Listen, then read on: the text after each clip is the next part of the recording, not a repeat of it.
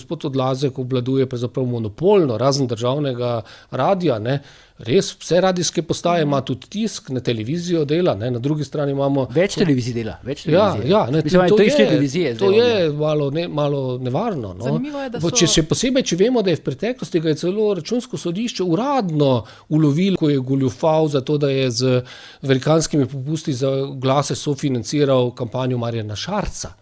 Ja, takrat si tudi napisal. To sem jaz takrat napisal, ne? In to je res. Ne? Pozneje so bili bolj spretni, ampak to počnejo in zdaj pred zadnjimi volitvami smo lahko po vseh njihovih medijih poslušali brutalno agitiranje, ne? Ko so reklamirali članke necenzurirano, za katere je znano, da jih plačuje Golob. Ne? In to je šlo, to jaz verjetno nisem mogel, ko sem poslušal po radiju. Ne? Bolj hujše in bolj očitne reklame ni bilo, ampak to ni bilo nič plačano, nič nikjer prikazano. To velja za neodvisno novinarstvo.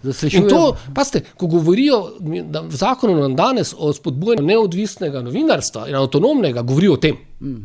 Ne? Da bojo objavljali tekste od Vesne Vuković, generalne sekretarke Svobode, zdaj ni več v vseh mogočih medijih, da bi vplivali na to, da bi ostal Robert Golob na oblasti. In to je v resnici pa Golobov cilj s tem medijskim zakonom. Še dodatno vplivati na to, da bi si povečal možnosti. Zaslišujejo pomene, ne?